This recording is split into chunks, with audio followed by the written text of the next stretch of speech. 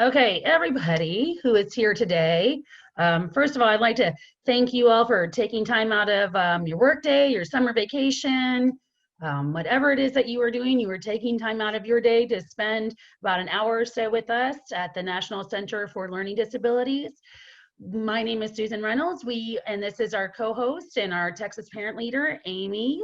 And we are doing a series of advocate academies, and this is our second one. And it's on assistive technology. Oh, goodness, why isn't this moving forward? There we go. So again, my name is Susan Reynolds. I'm the National Center for Learning Disabilities field organizer. I am a parent to a child with attention deficit hyperactivity disorder, ADHD, and he was recently diagnosed with a visual motor processing disorder. I have been a military family advocate for a number of years, and though my husband just retired, so that is definitely more of a previous life. I am also an adult with 2 learning disabilities and ADHD. And as I had just mentioned, our Texas parent leader is Amy Trainer, and she is, well, she knows all you need to know about assistive technology. So I'm just gonna let her take it away. I don't know I know all of the things, but a few things. Yes, I'm an assistive technology professional, occupational therapist by trade. I have the honor of parenting a sweet kiddo with specific learning disabilities and dyslexia, and get to do some fun things like write columns for newsletters and such. So that's a little bit about me. Okay, well, thank you, Amy. I'm glad we're doing this. There's a lot of discussion about what assistive technology is and what it isn't, and I'm thrilled that we are jumping into this because you taught me quite a bit when we were putting this presentation together. So let's just get right into it. Okay, let's do it. So a good place to start is, what is it? And like you said, Susan, it's something that's a little mystical, I think. There's not a hard, fast anything that applies to it. But the way that we look at assistive technology by definition is right here. Anything, truly anything. Any item, any equipment, system, truly anything, no matter where it comes from, whether it's something that is fabricated, specific for someone, bought off the shelf, anything. That helps a student do something, well, I would say student, individual, anyone, but in this case, since we're talking about school-based kiddos, student do something that he or she cannot do without it, or it helps that person do something better than he or she could do that activity without it. Assistive technology can help students with their educational challenges, whether they're in reading, writing, math, really any subject. Assistive technology can help students really thrive in both school and at life. Assistive technology can help grow and develop a student's independence and their confidence. Oh, that's amazing. So can I ask a quick question, Amy? Please do. When you say custom made, that could be anything. That could be anything. I mean, we're talking everything that could be custom made to help a child or an adult. Right. That's right. I'm so still trying to wrap my head around that. So a little example for that, if you want. Yes. So it's not school-based specific in my head when I'm thinking of. It's not the first thing that popped into my head, but when I was doing rehab as an OT, I worked with a gentleman who sustained a high spinal cord injury. Okay. And so we were working on those independent skills, like the life things, right? And all he wanted to do was to shave himself again. He wanted to be able to shave his own face, and it was so high, he only had use of his upper shoulder. Okay. And so I created a splint to help him hold his own razor so that he could do that. And so for him, that was assistive technology. That is amazing. Right. So that's the thing, like, it's pretty vast. Yeah, but that is amazing. Thank you for sharing that. Yeah. Thank you.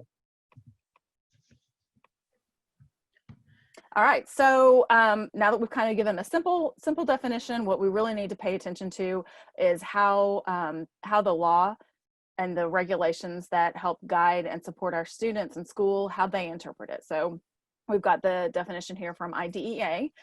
They define assistive technology as any item, piece of equipment, or product system, whether acquired commercially off the shelf, modified, or customized, that is used to increase, maintain, or improve the functional capabilities of a child with a disability. So in 2004, IDEA was revised to include the provision that all students who are blind and individuals with print disabilities in elementary schools and secondary schools that are publicly funded to have access to print instructional materials, including textbooks, any printed materials, in a format that is accessible to them free of charge.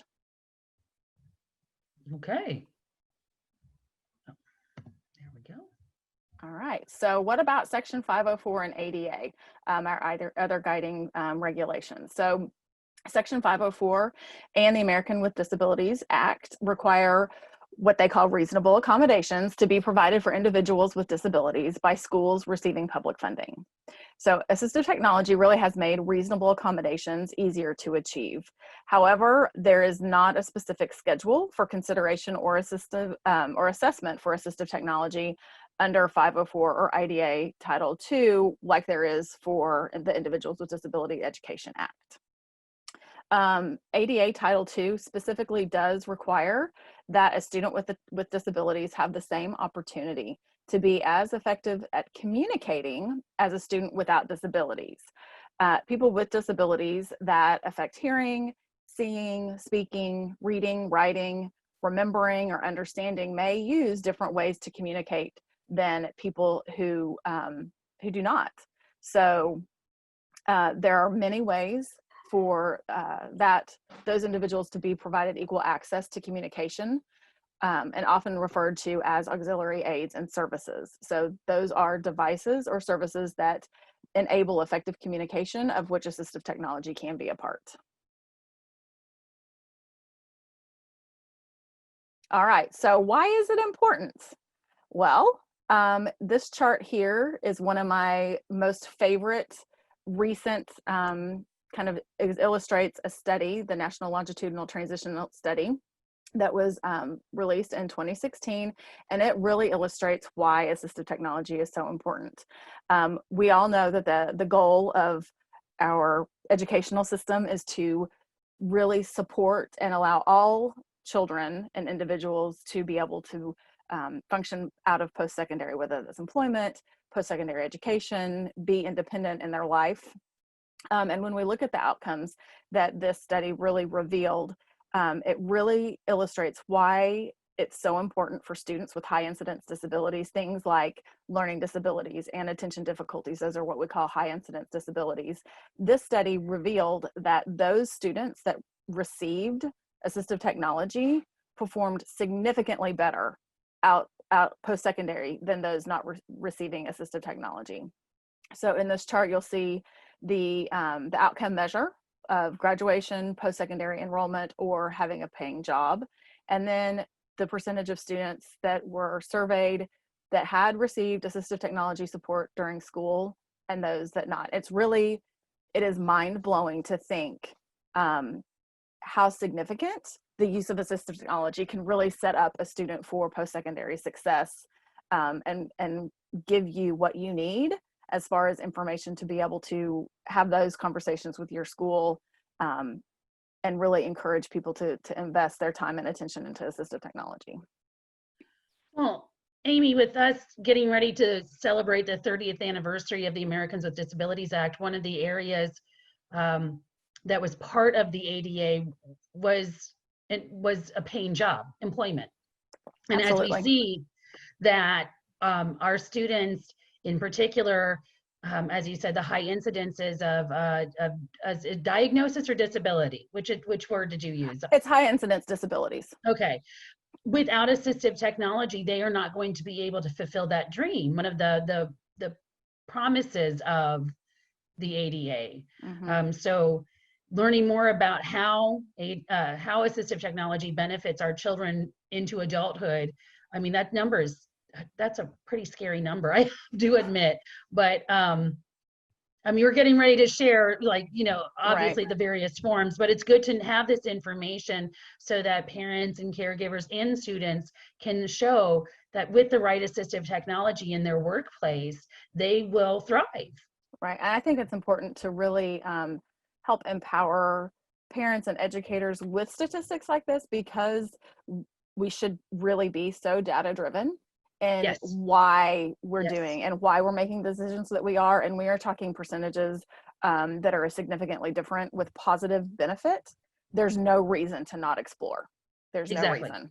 exactly. All right. So I love this quote about the use of assistive technology. It's not to take the place of direct and explicit instruction, but rather provide access to grade level and course curriculum while skills are being developed through explicit instruction. So it's not an either or, and it's not a, instead of teaching you, we're going to give you this. We're going to provide this so that we can continue to develop your own skills and knowledge. So how do we do this? How do we consider assistive technology? Well, thanks to Dr. Joy Zabala, she created the SET framework. This is a 4-part model that is intended to promote collaboration between all the stakeholders, between the student, the family, educators, and all the phases of assistive technology, from the consideration to delivering the service, considering any tweaks that need to be made along the way, and how well it's going. So that's an acronym. We spelled it out here for you. S is for student, E is the environment, T is the task, and T for tools. And these are really where and how you guide the consideration process. So the assistive technology depends first and foremost on the individual student. Then it depends on where they are, their environment. In that environment, what tasks do they need to be able to complete? And in that environment, what tools are already there, or what needs to be added for them to be able to be successful? When you're considering assistive technology for any student, you really have to focus on the area or areas that the kiddo needs support in, and work with the school to find what works. And then also remember that what works for one student doesn't always work for all the students, and what works for one kiddo in one environment may not work in a different setting. So it's very, very individualized. Also, our children are growing up, right? So what a child needs at age 6 and 7, they may not need at age 10 or 11, 16 or 17, or even into adulthood. Absolutely. And So, like we said, with the not to replace instruction, one mhm. could assume that depending on the area that's being supported with assistive technology, if it's something that can be met with instructional method, you know, that a kiddo could be instructed to a point and have their own ability to be able to not need that assistive technology anymore, right? Wouldn't that be fabulous? Yeah, But then there are other things that are always going to be, they're always going to be a permanent, which is fine too. yeah. But and this field is changing every day, right? There's more and more, and thank goodness there is, especially to meet the needs that we're in currently. Um, so it always changes. So there may be something that meets your child's needs better that needs to be considered as you move down the road. Can I ask Okay. you a question? Oh, hold on, Rebecca. We're going to do questions at the end, I promise. Okay. I'm sorry. I should have told you that. I'm so sorry, Rebecca. That's my bad. Write it No, down so but you don't forget. yes, write it. Please write it down. Yeah. That's because I always forget everything. I forget everything too. So no, she's right. No, but I promise we'll get you to at the end, Rebecca. I promise. All right, Okay, so Amy.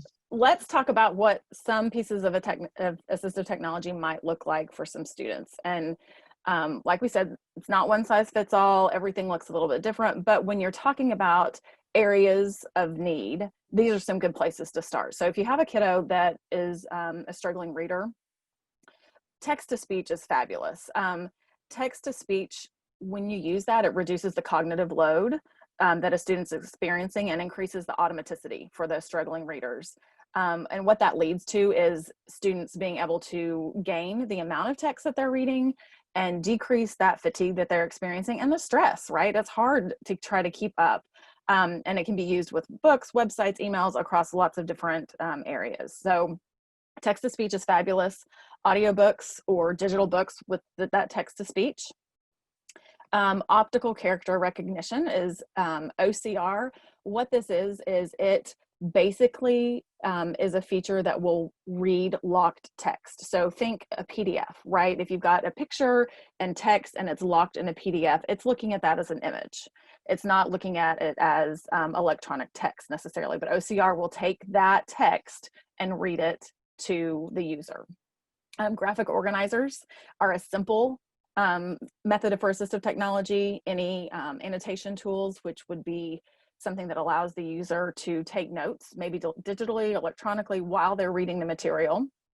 Displays controls that can customize to student and user needs, user preferences, and dictionaries and thesauruses.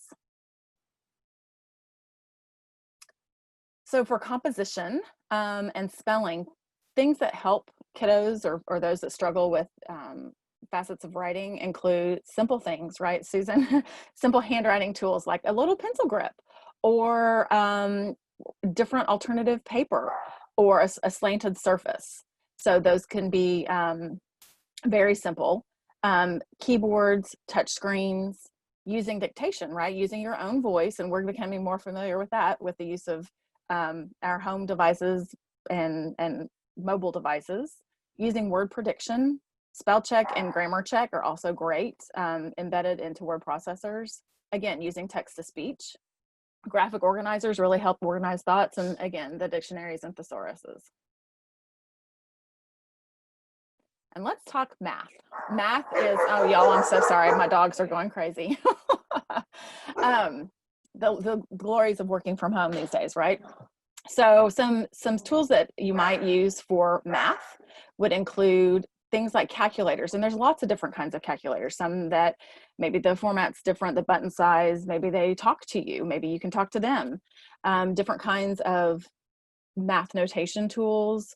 Just graph paper is amazing. Graphing tools, drawing tools, different tools that help solve the equations. Obviously manipulatives, that hands-on can be great for kiddos with learning disabilities. Using graphic organizers to organize those math computations, using text-to-speech to hear those word problems read to you, and then being able to use your voice again to write and scribe your compositions or your math computations. And then executive functioning. So executive functioning is a broad term, right? That's really a higher level cognitive ability that those encompass the necessary tasks and skills that are required for independent, goal-directed behavior. Things like holding and manipulating information in your working memory, as well as maybe planning or organizing complex tasks. So some of those things that might be able to support executive functioning include things like calendars and planners, something that's as simple as that. Maybe a checklist, maybe using the captioning when you're watching a program or an instructional video. You could use noise canceling headphones. There's a lot of different tools that may not always scream to you AT, but that for the specific individual becomes assistive technology. And some of those for executive functioning are really those that might be in more mainstream. All right, so what we've provided here is a slide that has links to the information and some more other resources shared in this presentation. And those of y'all that have registered and are participating will receive the video recording and the slide deck when the academy is complete. So Amy, we have some myths about AT, right? And I know that I didn't fully understand assistive technology until we decided to actually do this presentation, this Advocate Academy. There was a lot I just didn't know, and when I discovered these myths, I have to say I found them very disheartening that people thought that they think this way. So one of the I guess the misperceptions is that assistive technology provides an unfair advantage for students with disabilities. Right, that's one of those that is, but like we said at the beginning, AT it is difficult to understand, and so it does lend itself to misunderstanding. So really AT is not providing an unfair advantage. What AT is providing is that equity piece, right? It's providing the equity for students with disabilities and leveling the playing field.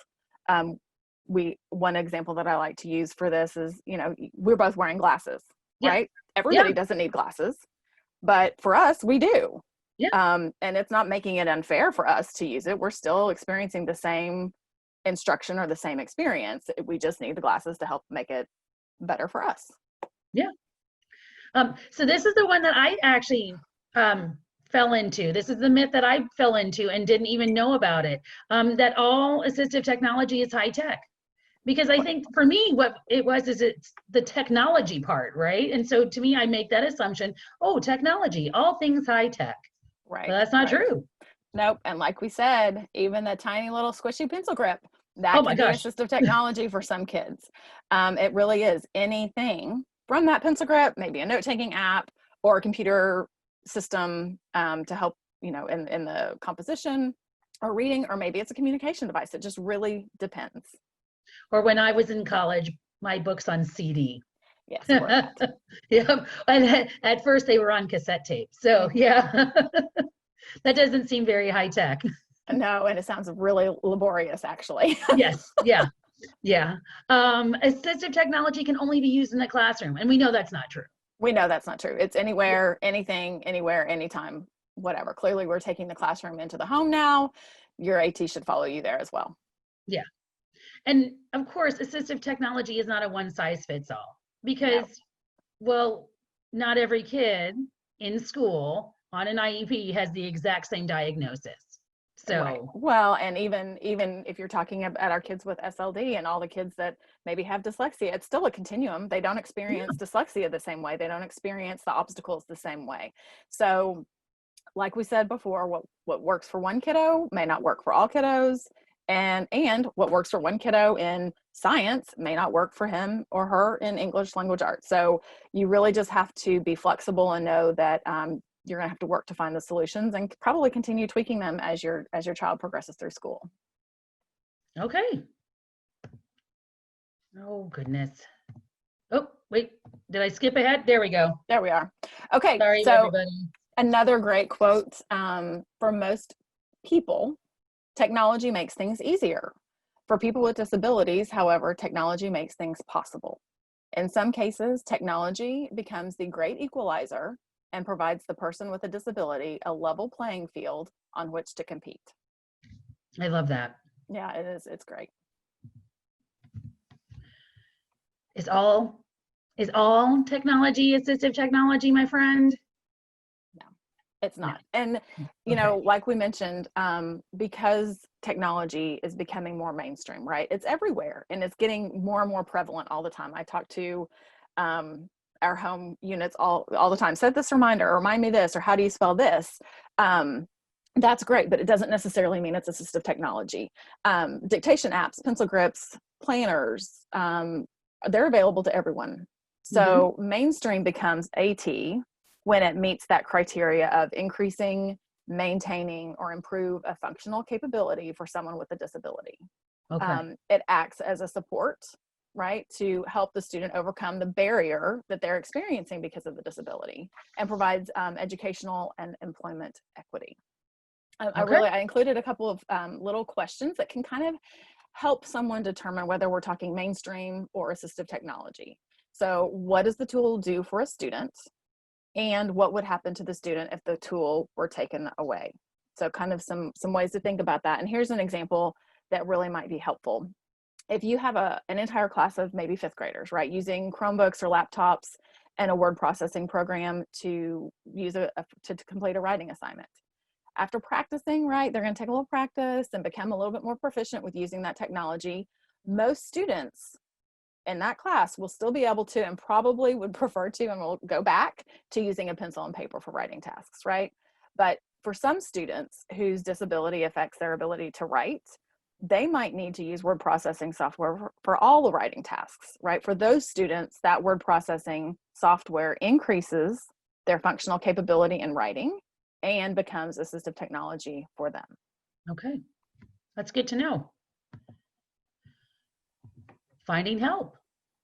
Finding help. We have a lot of national organizations out there that that have a focus on, well, not a focus, but they include assistive technology on their websites. So obviously us, the National Center for Learning Disabilities, you have Edutopia, Learning Disabilities Association of America, and understood.org. I enjoy Reading Rockets. I found it to be a nice site I found it to be a user-friendly site. Parent Center Hub is in every single state. And each state has their own kind of parent center that is free. You can go onto the parentcenterhub.org website, type in Texas, and find the one that is closest to where you live. And you all have a lot in Texas because the state is so big.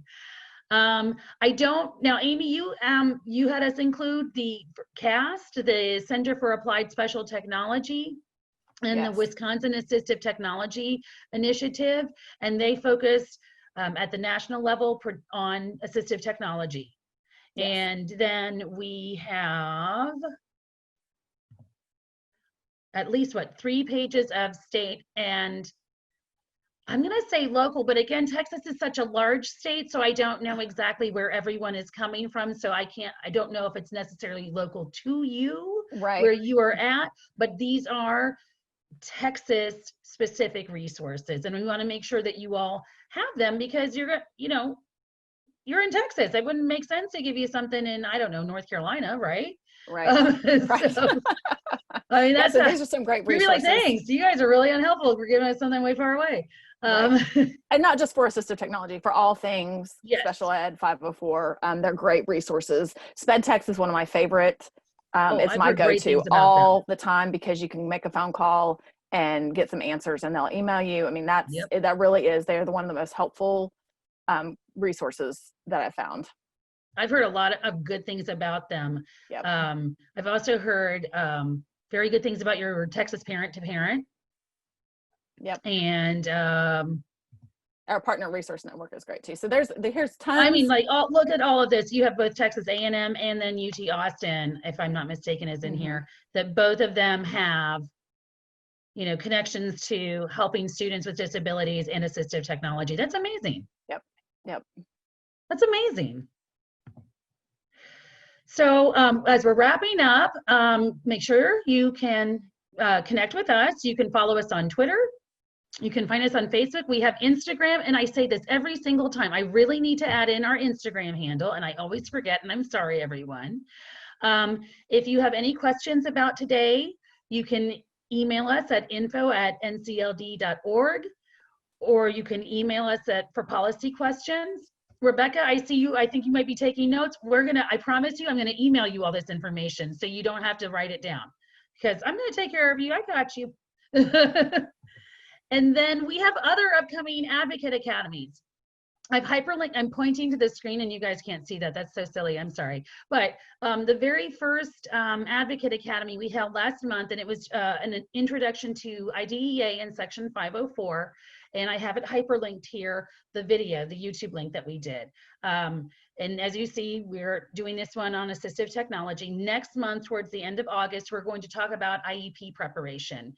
And I will include, again, another hyperlink of this Advocate Academy in that presentation as well. So every time you all attend our next Advocate Academy, you will get to keep all of the other previous Advocate Academies. Yay! And also we're going to continue to build on our resources too, so that you all have a nice, my goal is 5 or 6, maybe 7 or 8 slides of nothing but great resources in Texas for you all, because, well, families need them. So as you see in August, we're going to do IEP preparation. In September, we're going to talk about 504 plans. And then in October, we're going to talk about how to tie this all together so we can help transition our kids into adulthood, because they grow up, they're growing. And we need to make sure that we're talking about transition. So, and for those of you who are feeling especially fired up, we are going to also host 2 different kinds of Advocate Academies. We are calling these our 201s. And this is how to really advocate on policy levels, on policy issues at both the state and local, at the state and local level, and then at the federal level. I think that we see I believe that with COVID now, we see a lot more people being active at their school board meetings. They want information. They want to understand this information. And so we are going to host our second Advocate Academies all on this policy world and how to advocate at this school board. You know, you're the parent, you know what's going on, you know what's happening, and let's have you go there and speak passionately about your child and share your story. I think it's a powerful thing. So and with that, we are done with this Advocate Academy. I'm going to stop the screen share and stop the recording, say thank you, everyone. But we are going to stay on to ask, to do questions. So let me take care of all the other things first. What am I doing here? There we go.